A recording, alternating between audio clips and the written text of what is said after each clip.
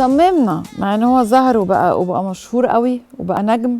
صممنا ان هو يكون معانا، ان احنا نقدم له التحيه دي. واحكي لي يا عم ربيع اللي حصل. والله يا فندم انا عامل فرش فاكهه في الحومديه. فقعدت كام يوم كل ما اروح بشاهد التلفزيون وبشاهد المواقف اللي بشوفها في فلسطين، فيها كانت بتاثر فيا. طب استنى قبل ما نكمل خلينا نشوف الفيديو الاول.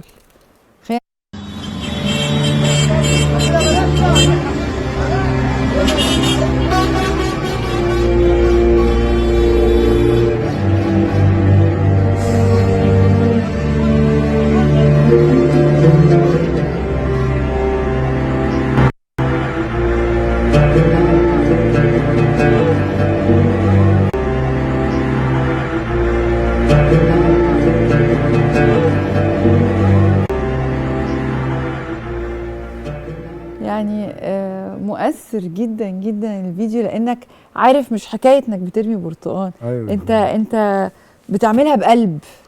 انا كنت عايز اعمل اكتر بس ما كانش بايدي، وكان الجو زحمه كمان. قول لي انت واقف، فانت بتقول كل يوم بتقف على فاكهه؟ بقف على فرش الفاكهه بتاعي وبقعد اشطب. فبروح عندي اوضه كده بنام فيها، فبحب ان انا اتابع الموضوع بتاع فلسطين. فبشوف بتابع بقى الاطفال والجامع اللي هدوه والحريم اللي هي بتصبح تلاقي الاسره كلها ميته. اللي بيحصل في الحرب. وصابرين وتقول الحمد لله رب العالمين. فاتشغلت بالموضوع ده واثر على نفسيتي كتير. وبعد كده جيت تاني يوم رايح احل الفرش بقى. كان بعد ما روحته تمام التمام، فجيت بزحمه جايه من على مسجان السكه الحديد بتاع الحومديه. العربيات فلسطين جايه، عربيات الاطفال والناس المساعدات اللي رايحه. المساعدات. فطليت انا كده من نحو الفرش، جيت العربيات داخله عليا. فحسيت ان حاجه كده. هات لنا الفيديو تاني يا احمد وهو بيتكلم. حاجه من ريحتهم كده جايه عليا. فعشان اعدي من الفرش بتاعي لازم امشي حوالي 5 متر، فرحت ناطط من فوق بتاع الصواني وبقيت. طب والبرتقال ده كان بيركب في العربيه ولا كان بيقع الناحيه الثانيه؟ البرتقال ده كان فوق العربيه وكان بيقع برضو الناحيه الثانيه، وكنت بحط في الكابينه للسواقين على اساس ما ياخدوش. كنت دايما اقول له كلوا من ده وما تاخدوش من اللي ورا عشان يوصل. فحد منهم محترم جدا قال لي حاضر يا عم، انا سمعته وهو اللي خلاني ان انا اسكت، لان انا تعبت من التميله. قال لي حاضر يا عم ان شاء الله يوصل يا عم الحاج، حاضر يا عم الحاج. ولذلك اللي وعدني يعني كان في برتقان بيثبت فوق العربيه؟ يا فندم، وحد من فلسطين يا فندم لما داج البرتقان بيوصفوه بطعم جميل جدا. دي ساعدتني جدا لما والسواق نفسه وهو هناك والكفالات دي داخله، كان يوم الجمعه، قال لي البرتقان وصل بتاع عم ربيع. دي اللي فعلا انا اتبسطت فعلا. ايوه اكيد لازم تنبسط لما تعمل. وبعدين انا عايزه اقول حاجه، انت يعني بتكسب في اليوم كام؟ والله يا فندم هو المكاسب في الايام دي بالنسبه للفاكهه والموالح بالذات اللي هي البرتقال والحاجات دي هو اساسا رخيص من مكانه، بيتباع رخيص. فتلاقي يعني طب الحمد لله ان لسه في حاجه رخيصه يا عم ربيع. لا هو رخيص يا فندم، انا بجيبه ب5 جنيه.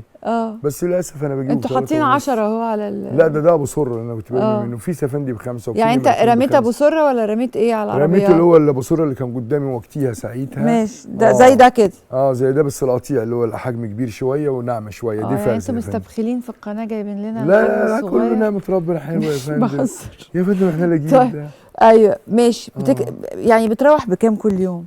فلوس مكسب يعني؟ لا لو قلت لك بصرف من الاصل. بتصرف من الاصل وبيتأيد عليا في الدفتر لحد بقى البطيخ ما يطلع. يصبروا عليا المعلمين وكده. اكرمهم الله اللي هم بتاع قريه متهينه. واكسب في البطيخ واسيب دول. يعني انت بتستنى لغايه ما البطيخ يطلع عشان تكسب، وبالرغم من ده اخدت من البرتقان والبضاعه بتاعتك ورميت على العربيات، واللي بقى بيقع الناحيه الثانيه واللي بقى يعمل واللي بقى يسوي، وانت مصمم ترمي برضه. كنت اتمنى حد يساعدني بس ما حدش عمل موقف معايا وساعدني. كنت اتمنى حد يساعدني عشان تلحق العربيات ويرمي. ما هو خايف يمكن عشان حاجتك. لا ما يخافش. احنا يا فندم عندنا الحاجه اللي هنرميها لهم دي، هم ما عندهمش خالص. ما عندهمش القشره يا فندم، مش البرتقانه. حد تاني بيقول لي يا عم ربيع ده قوت عيالك. قلت له انت بتقول قوت عيالك. تعالى انت عندك حد غير الولد ده؟ انا عندي 6 ربنا يخليك يا فندم. عندك 6 وده تعال. وده الصغير ولا ده ايه؟ ده الصغير شروق. ده محمد. لسه في شروق كمان؟ في شروق. جايب 6؟ شروق بتحبك قوي بجد جداً والله. جداً طب تعالي جداً. جنبنا هنا. البرنامج بتاعك خالص صغيره كده. فين الميكروفون اللي كان معاكي؟ أهو. هات. قولي لي بتقولي ايه؟ شروق بنتي متابعه البرنامج معاكي والله والله، ومريم بنتي من جمهورنا يعني. طب آه. الحمد لله. طب قولي لي بقى، لما شفتي عم ربيع بقى بطل كده ومشهور وبتاع، انبسطتي من الفيديو اللي شفتيه ده؟ مبسوطه قوي. ما قلتيلوش مثلا ايه اللي خلاك ترمي البرتقال ده؟ لا، قوت لا. عيالك لا. والبضاعه وهتروح فين لا يا فندم، ده انا لو انا معاه لو كنت ساعدته والله كنت ساعدته وكملت معاه. يا جماعه والله العظيم احنا بنتكلم اصل هنا في حاجه مهمه جدا جدا جدا، ان ناس يعني غنيه جدا جدا باخلاقها، وغنيه جدا جدا برضاها، وما فكرش البضاعه دي هيجيب غيرها ولا لا، وهو اصلا بيقول بيخسر فيها وبقى بيرميها مش عارف بتروح فين. هات لنا الفيديو تاني كده واحنا بنتكلم، بيرميها بقلب قوي قوي، بيقول لك يعني انا كنت اتمنى ان حد يساعدني. بصوا بيكبش بايديه الاتنين وبيرمي. وقلت للسواق ايه يا عم ربيع؟ كنت ارمي لهم في الكابينه عشان ما ياخدوش من جوه الكابينه. جوه الكابينه عشان ما ياخدوش من اللي ورا. بقيت اقول لهم سيبوا اللي ورا عشان يوصل هناك. يعني انت عايزهم هم كمان ياكلوا من اللي في الكابينه، ما يجوش عند اللي ورا. يعني عم ربيع بيأمن كمان ان لو السواق يعني جعان مثلا او حاجه ياخد من رماله في الكابينه كمان عشان السواق ما ياخدش اللي فوق. اكيد السواق ما كانش هياخد اللي فوق يعني، اكيد مش هياخد المساعدات. بس يعني شوفوا قد ايه حريص ان هو البرتقال يوصل.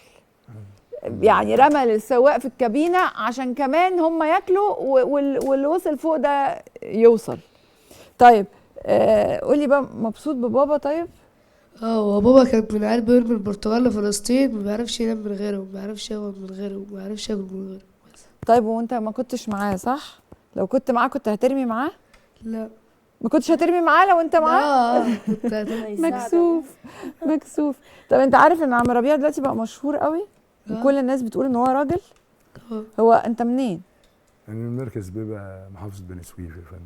صعيدي. ايوه عشان كده يا جماعه. طب احنا ليه يعني مستغربين ليه؟ ده صعيدي.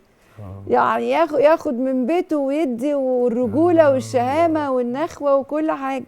كل مصر والله كده يا فندم. بجد والله كل المصريين فعلا كده، وكل يعني. المصريين بخير وبصوا الحاجات الصغيره قوي دي اللي بناخد من بيوتنا وبناخد من قوتنا عشان نساعد الباقي. والله العظيم ما في بلد في العالم كده والله. يعني الحمد لله احنا ربنا مبارك لنا. عشان طب احنا عايزين نوصل البرتقال ده كمان. طيب احنا نقطع اللايف. هو طلع صعيدي على فكره، لازم نحتفل بيه. ربنا يخليك يا فندم. بجد. احنا الصعايده وصيتنا سابق قبل